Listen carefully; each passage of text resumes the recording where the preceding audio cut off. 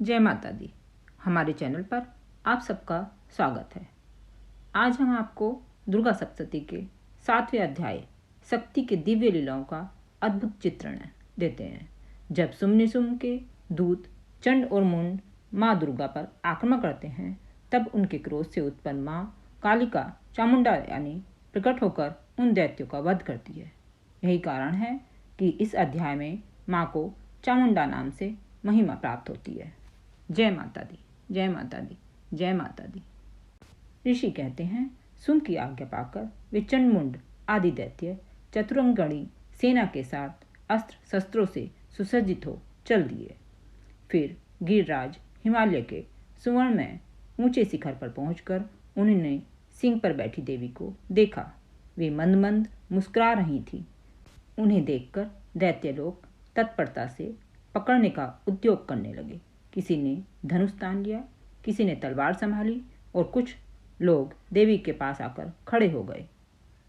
ललाट में भुएं टेढ़ी हो गईं और वहां से तुरंत विकरालमुखी काली प्रकट हुई, जो तलवार और पाश लिए हुए थी। वे विचित्र खड्गवांस धारण किए और चीते के चर्म की साड़ी पहने नरमुंडों की माला से विभूषित थीं। उनके शरीर का मांस सूख गया था, केवल हड्डियों का ढांचा था, जिससे वे अत्यंत भयंकर जान पड़ती थी। उनका मुख बहुत विशाल था। जीभ लपलपाने के कारण वे एक और भी डरावनी प्रतीत होती थीं। उनकी आंखें भीतर को धसी हुई और कुछ लाल थीं। वे अपनी भयंकर गर्जना से संपूर्ण दिशाओं को गुंजा रही थीं। बड़े बड़े दैत्यों का वध करते हुए वे कालिका देवी बड़े वेग से दैत्यों की सेना पर टूट पड़ी और उन सबको भक्षण करने लगीं। वे पार्षद को अंकुशधारी महावतों, योद्धाओं और घंटा सहित कितने ही हाथियों को एक ही हाथ से पकड़कर मुंह में डाल लेती थीं। इसी प्रकार घोड़े, रथ और सारथी के साथ रथी सैनिकों को मुंह में डालकर वे उन्हें बड़े भयानक रूप से चबा डालती थीं। किसी के बाल पकड़ लेती, किसी का गला दबा देती, किसी को पैरों से कुचल डालती और किसी को छाती के धक्के से गिराकर मार डालती। वे असुरों के छोड़े हुए बड़े बड़े अस्त्र शस्त्र मुंह से पकड़ लेती और रोष में भरकर दांतों से पीस डालती थी। काली ने बलवान एवं दुरात्मक दैत्यों की वह सारी सेना रोन डाली, खा डाली और कितनों को मार भगाया। कोई तलवार के घाट उतारे गए, कोई खड्गवांग से पीटे गए और कितने ही असुर दांतों के अग्रभाग से कुचले जाकर मृत्यु को प्राप्त हुए। इस प्रकार देवी ने असुरों की उस सारी सेना को क्षण भर में मार गिराया। यह देख चंड उन अत्यंत भयानक काली देवी की ओर दौड़ा तथा महादैत्य मुंड ने भी अत्यंत भयंकर बाणों की वर्षा से तथा हजारों बाण चलाए चक्रों से उस भयानक नेत्र वाली देवी को आच्छादित कर दिया।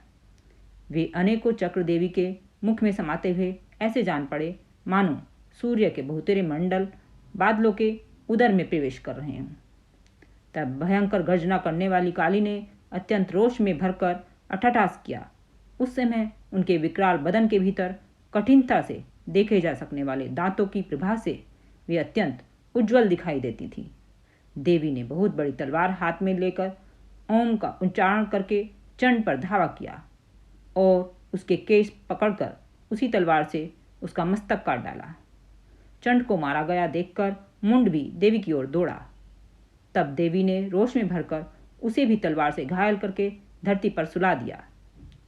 महापराक्रमी चंड और मुंड को मारा गया देखकर मरने से बची हुई बाकी सेना भय से व्याकुल हो चारों ओर भाग गई। तदनंतर काली ने चंड और मुंड का मस्तक हाथ में ले चंडिका के पास जाकर अट्टहास करते हुए कहा, देवी, मैंने चंड और मुंड नामक इस 2 महापशुओं को तुम्हें भेंट किया है। अब युद्ध यज्ञ में तुम सुम और निसुम का स्वयं ही वध करना।